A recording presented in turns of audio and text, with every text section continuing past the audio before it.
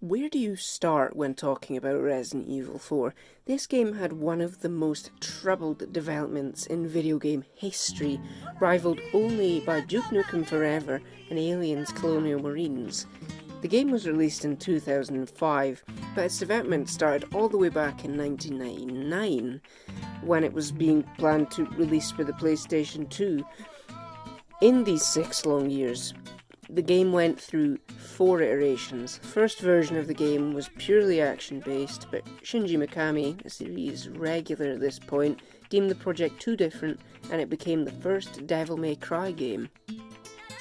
Then the second version was way more traditional, focusing on zombies and taking place in a mansion, but this was then deemed too formulaic. This was dubbed the Fog version, which managed to get itself to 40% completion before it was scrapped. This version of the game featured Leon returning from the second game, being infected by the progenitor virus that led to him possessing a hidden power in his hand. What the fuck? The next version was showcased at E3 2003, now known as the Hookman version, despite Shinji Mikami calling this version Maroboshi no Biohazard 4, translate to English as the Phantom Biohazard 4. This version yet again featured Leon getting infected by a virus, but this time he would be up against the paranormal enemies, also featuring flashbacks and hallucinations that were signified by a shaking camera and a change in colour to a blue tint. One of these hallucinations was the Hookman. This enemy seems to be quite reminiscent of Nemesis. Can I just say, the Hookman is awesome. He's legitimately creepy. I heard the scenario writer for Resident Evil 3 was responsible for this version, and the Hookman character took influence from the film Lost Souls. They really need to use the character in a new entry. I hear they may be going in a very similar direction in Resident Evil 8, as it's allegedly going the route of having hallucinations. So, you know what you have to do, Capcom. Justice for Hookman. The final scrapped version, yet again, featured zombies. This was then scrapped as it was felt to be too formulaic. Again. They stopped this version only a few months into making it, and they never showed it to the public. Despite all these iterations, I think it's very likely that Shinji Mikami still used a great deal of the ideas, environments and assets from the other games in the final product. This leads to my big problem with Resident Evil 4, but we'll get to that. After all these vastly different versions, Shinji Mikami took on the director's position and decided to reinvent the series, but not like Devil May Cry. Due to how long the game was in development, it led to Capcom making a deal with Nintendo. This was known as the Capcom 5 and was a major disaster. Only 3 games were made rather than the 5, and they were all console exclusives for the GameCube. The 3 games were all Resident Evil related, those being the remake, Resident Evil 0, and Resident Evil 4. But they did also re-release Resident Evils 2 and 3 on the system. But these weren't remakes, they were just the PlayStation 1 games ported over in sort of higher quality. Now, I'm not saying the GameCube isn't a good console, but it did limit what Capcom could do, as some of the Resident Evil projects were too ambitious for the console. The Fog version had to be scrapped due to it being too demanding for the GameCube, so it's very likely this is one of the many reasons that it took so long for the game to get off the ground. Resident Evil 4 escaped from development hell on the 11th of January 2005 in North America, exclusively for the GameCube, and then the PS2 a few months later. The game was crowned a masterpiece by gaming critics around the world and introduced a whole new generation to the Resident Evil series. It also reinvented how we play third-person action games and caused a major shift in genre that would majorly affect the rest of the Resident Evil series.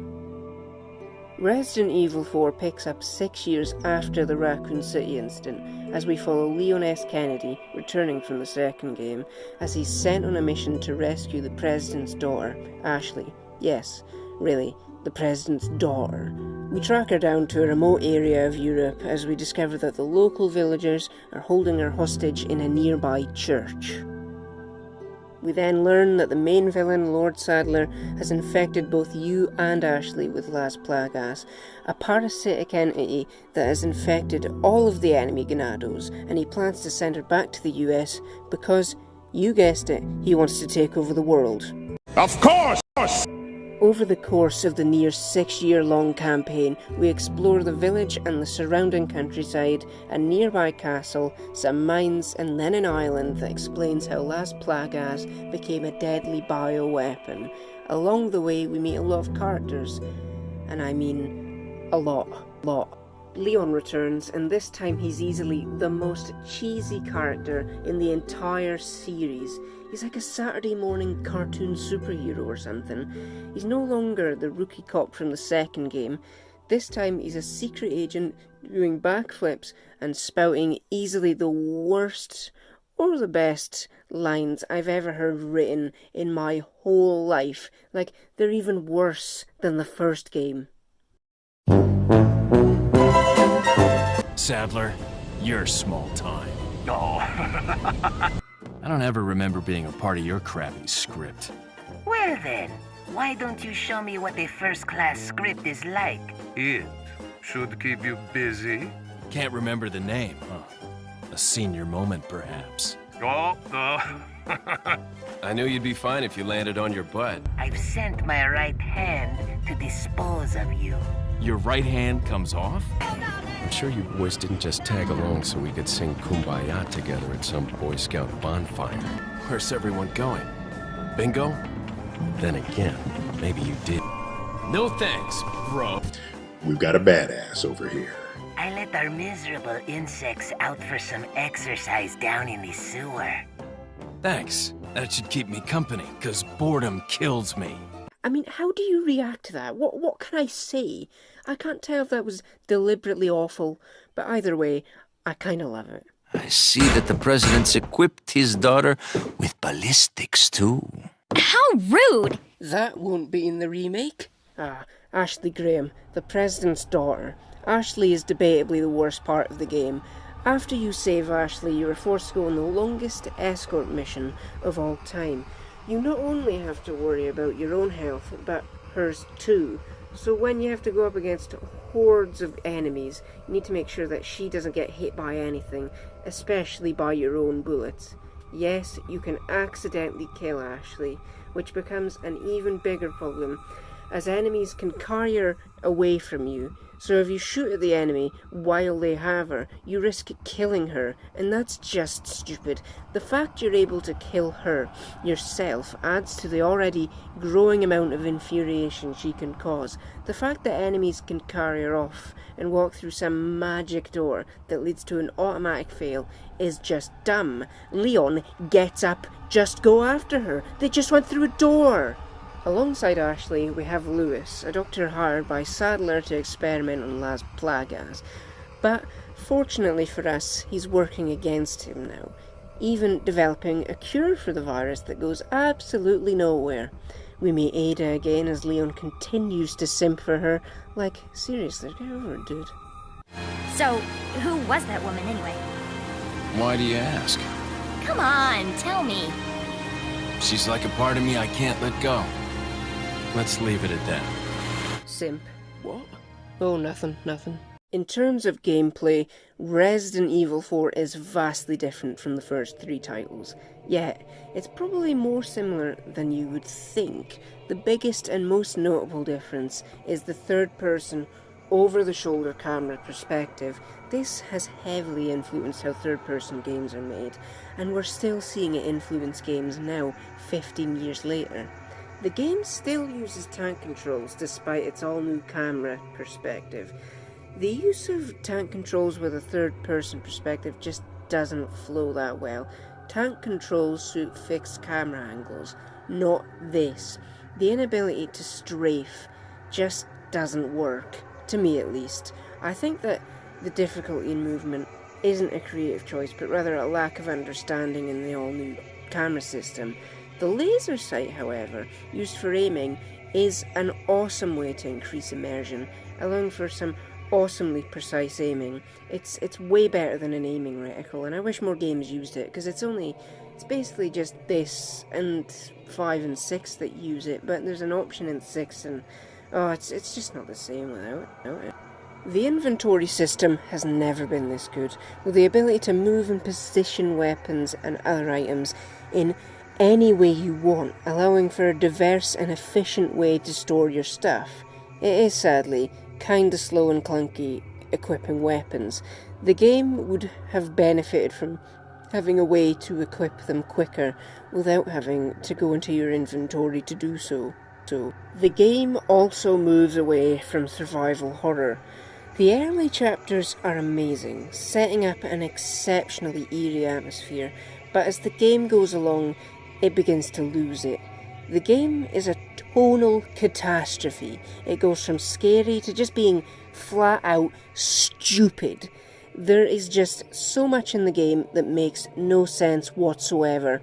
The whole plot makes zero sense, as Sadler never sends Ashley back to the US, despite already infecting her with the mind-altering parasite.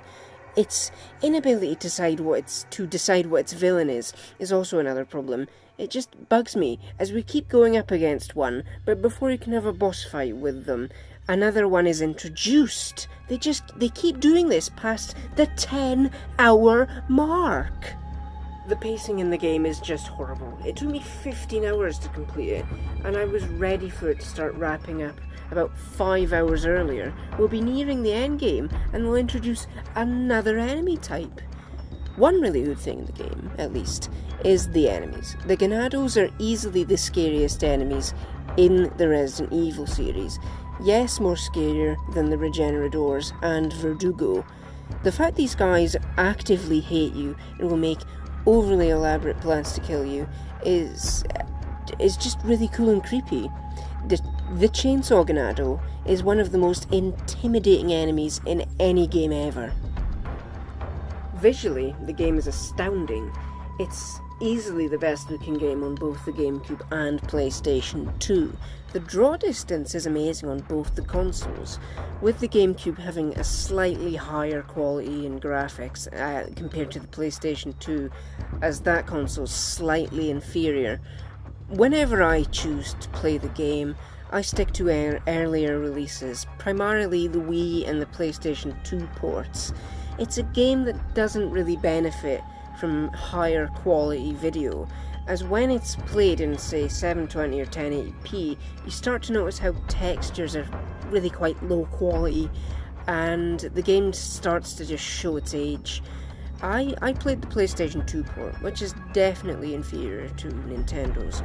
One major difference is that cutscenes are pre-rendered videos in the PlayStation 2 port, compared to every other port which has cutscenes done in the game engine live, which ends up looking way better, as you won't have to deal with just horrible compression, and then, it just hasn't... That part of the PlayStation 2 port has aged the worst out of any of them, possibly. The biggest problem is pacing and story. Resident Evil has never had an incredible plot or anything, but almost every game has at least took itself very seriously, at least enough for me to feel remotely invested in it. But the sheer stupidity of Resident Evil 4's plot and its slow pacing makes it become a slog, as every section becomes a chore to get through.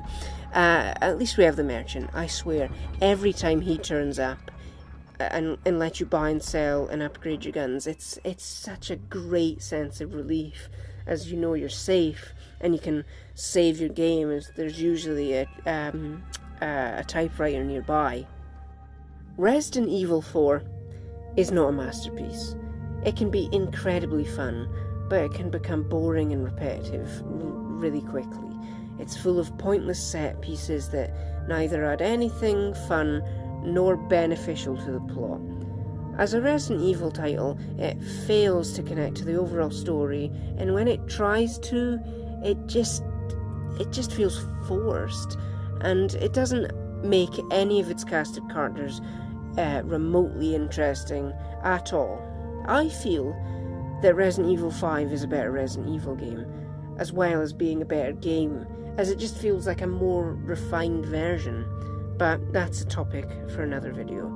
I'll see you in the Resident Evil 5 video review in the month of Resident Evil. Thank you for watching. You know, you're kind of cute without those glasses. Give me your number when I get back. May I remind you that you're still on duty?